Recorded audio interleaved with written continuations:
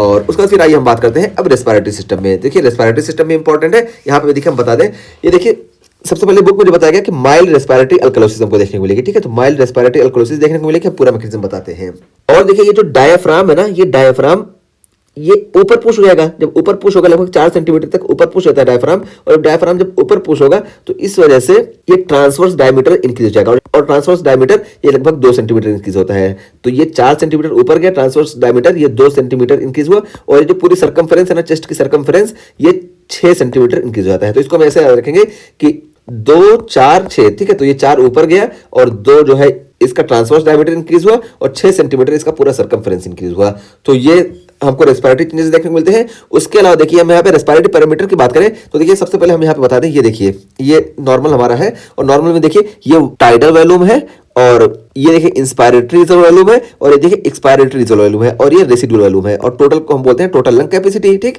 तो ये चीज हो गई, और इन तीनों को हम बोलते हैं वाइटल कैपेसिटी। यहाँ पे देखिए बताया भी गया, देखिए वाइटल कैपेसिटी इसको बोले, और इन दोनों को हम बोलते हैं इंस्पायरेटरी कैपेसिटी, ठीक है। तो ये इंस्पायरेटरी कैपेसिटी हो गई, और इन दोनों को हम बोलते हैं फंक्शनल रेसिडुअल कैपेसिटी। ये हम पीछे बात करके आए, बस यहाँ पे हम बता देना है समझाने के लिए, अगर आपको ये चीज समझ में आ रही है तो ठीक है, वरना कोई बात नहीं, क्योंकि आप रेस्पिरेटरी सिस्टम से बिल्कुल रिलेट कर रहे हैं, वहां से हम बता रहे हैं, ऐसा हम बता रहे हैं कि आपको भूले ना कभी, तो इसलिए हम बता रहे हैं। अब देखिए यहाँ पे नॉर्मल ये है, और प्रेगनेंसी में इसमें चेंजेस क्या आते हैं ना, ये वाली जो लाइन है ना, ये वाली जो लाइन आप देख रहे हैं टाइटल वॉल्यूम वाली, ये लाइन थोड़ी नीचे आ जाती है। तो पता चला ये लाइन जब थोड़ी नीचे आ गई तो देखिए क्या हुआ कि ये एक्सपायरेटरी रिजर्व वॉल्यूम कम हो गया, एक्सपायरेटरी रिजर्व वॉल्यूम कम हो गया, जबकि आप देखेंगे तो ये देखिए टाइडल वॉल्यूम जो होता है ये थोड़ा इंक्रीज होता है, ठीक है। टाइडल वॉल्यूम देखिए इंक्रीज हो गया, और एक्सपायरेटरी रिजर्व वॉल्यूम देखिए ये कम हो गया, ठीक है। एक्सपायरेटरी रिजर्व वॉल्यूम कम हुआ, और ये देखिए हम बताएं रेसिडुअल वॉल्यूम जो होता है ना, ये भी कम हो जाता है। तो रेसिडुअल वॉल्यूम देखिए ये भी कम हो जाता है, ठीक है।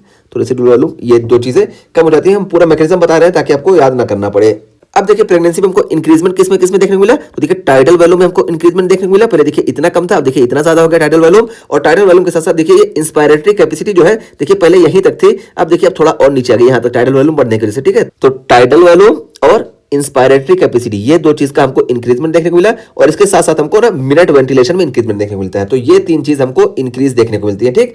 और अनचेंज हमको क्या क्या देखने को मिलेगा, तो देखिए ये देखिए आईआरवी इंस्पायरेटरी वॉल्यूम बिल्कुल नहीं चेंज हो रहा है, तो ये अनचेंज हो गया। इसी के साथ साथ हमारा रेस्पिरेटरी रेट नहीं चेंज होता है, और ये देखिए वाइटल कैपेसिटी जो यहां से यहां तक थी ये भी देखिए बिल्कुल नहीं चेंज हुई, ठीक है। तो ये देखिए वाइटल कैपेसिटी भी हमारी नहीं चेंज होगी। तो ये हम बता दिए कि ये इंक्रीज होते हैं और ये डिक्रीज होते हैं, ठीक है। तो इसमें से देखिए इंक्रीज हम बता दिए कि टाइडल वॉल्यूम इंक्रीज होगा, इस वजह से हमको इंस्पायरेटरी कैपेसिटी में इंक्रीजमेंट देखने को मिलेगा, और साथ साथ यहाँ पे मिनट वेंटिलेशन इंक्रीज होगा। तो ये तीन चीज इंक्रीज होंगे, और जबकि ये देखिए अनचेंज होता है ये हमारा इंस्पायरेटरी वॉल्यूम, ये अनचेंज होगा। इसके अलावा हमारा रेस्पिरेटरी रेट अनचेंज होगा, और इसके अलावा ये देखिए वाइटल कैपेसिटी जो पूरी यहाँ से यहाँ तक थी, यहाँ से यहाँ तक देखिए इसमें भी कोई चेंजेस नहीं देखने को मिलेंगे, तो ये अनचेंज होंगे।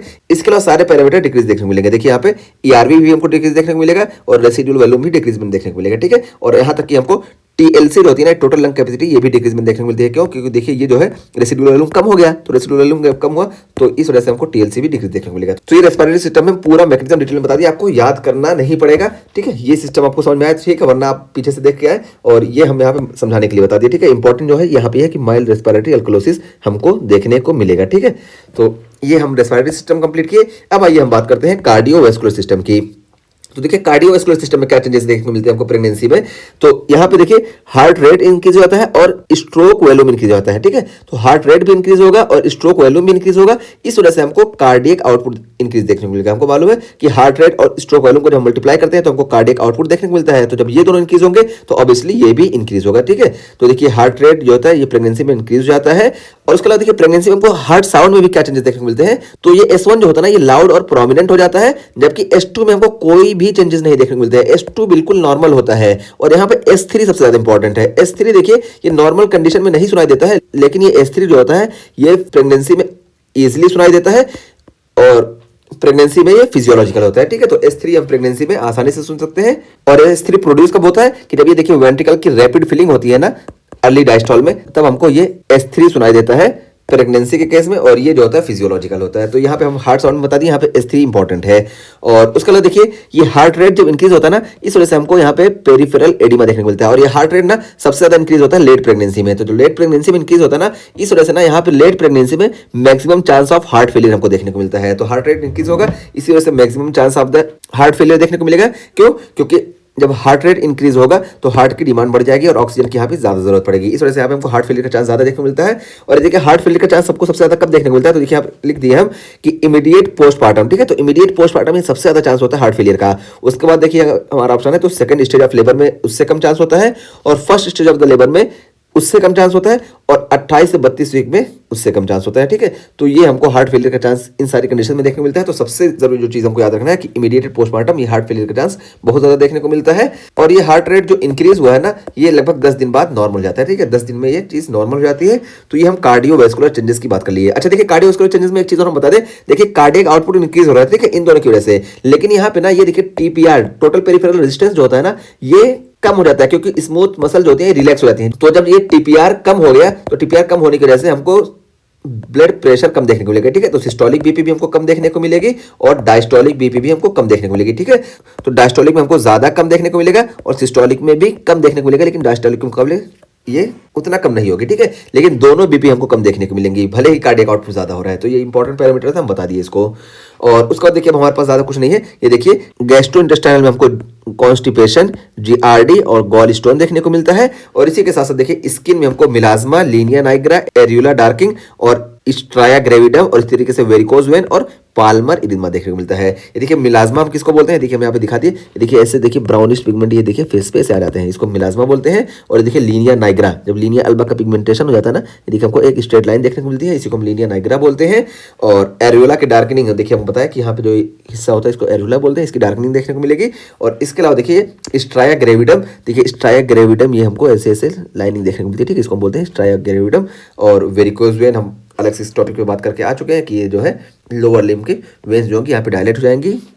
और पाल्मर इरिथमा हमको देखने को मिलेगा इस तरह से कि हमको यहाँ पे देखिए हम बड़ा करते हैं, ये देखिए पाल्मर इरिथमा देखिए हमको देखने को मिलेगा इस तरह से, ठीक। तो पाल्मर इरिथमा वगैरह हमको ये देखने को मिलता है।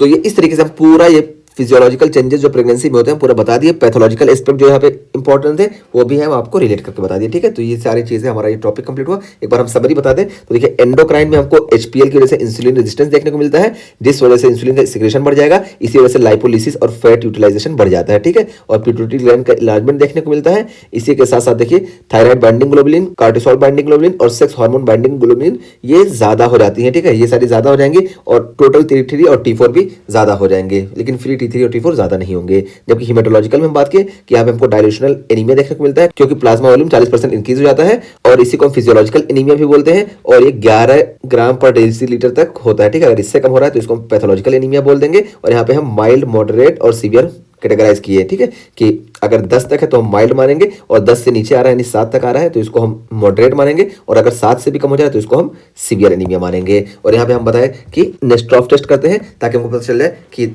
थैलेसीमिया है या आयरन डेफिशिएंसी एनीमिया है। और उसको फिर हम रीनल बताया कि यहाँ पे ब्लड फ्लो और जीएफआर इंक्रीज होता है, जिस वजह से ब्लड यूरिया, नाइट्रोजन, क्रिएटिनिन वगैरह कम हो जाता है। और यहाँ पे माइल्ड ग्लाइकोसीरिया देखने को मिलेगी और प्रोटीनूरिया देखने को मिलता है। और हाइड्रोनेफ्रोसिस और हाइड्रोयूरेटर राइट साइड में हमको ज्यादा कॉमन देखने को मिलता है। मैकेनिज्म पूरा बता दिया क्यों। और उसके बाद फिर हम मस्कुलोस्केलेटल में लॉर्डोसिस और जॉइंट लेक्सिटी की बात किए। और उसको फिर हम रेस्पिरेटरी चेंजेस में आए कि यहाँ पे हमको माइल्ड रेस्पिरेटरी अल्कोलोसिस देखने को मिलता है। और यहाँ पे देखिए ये टाइडल वॉल्यूम इंक्रीज हो जाता है, और टाइडल वॉल्यूम इंक्रीज होने की वजह से हमको ये इंस्पायरेटरी कैपेसिटी में भी इंक्रीजमेंट देखने को मिलता है। और इसके साथ साथ मिनट वेंटिलेशन, ये 3 चीज इंक्रीज होती हैं। जबकि हम बात करें कांस्टेंट की तो देखिए इंस्पायरेटरी रिजर्व वॉल्यूम, इसके साथ साथ रेस्पिरेटरी रेट और ये वाइटल कैपेसिटी, ये 3 चीज जो होती हैं बिल्कुल नहीं चेंज होती हैं। इसके अलावा सारे पैरामीटर ये डिक्रीज होते हैं। और ये डायफ्राम 4 सेंटीमीटर ऊपर जाता है और इसका ट्रांसवर्स डायमीटर 2 सेंटीमीटर इंक्रीज हो जाता है, और ये सर्कमफेरेंस होता है 6 सेंटीमीटर इंक्रीज होता है। और उसके बाद फिर हम कार्डियोवास्कुलर में बात की कि यहाँ पे हार्ट रेट और स्ट्रोक वॉल्यूम दोनों इंक्रीज हो जाता है, इस वजह से हमको कार्डियक आउटपुट इंक्रीजमेंट देखने को मिलता है। और यहाँ पे बीपी जो होती है ये ओवरऑल कम होती है, ठीक है, चाहे सिस्टोलिक की बात करें, डायस्टोलिक की बात करें, क्योंकि total peripheral resistance smooth muscle के डायलेशन की वजह से कम हो जाता है। और ये हार्ट रेट देखिए सबसे ज्यादा हमको देखने को मिलता है लेट प्रेगनेंसी में, इसी वजह से लेट प्रेगनेंसी में हमको डेथ का सबसे ज्यादा चांस देखने को मिलता है। और अभी लेट प्रेगनेंसी में इमीडिएट पोस्टमार्टम कंडीशन में हमको डेथ सबसे ज्यादा देखने को मिलता है।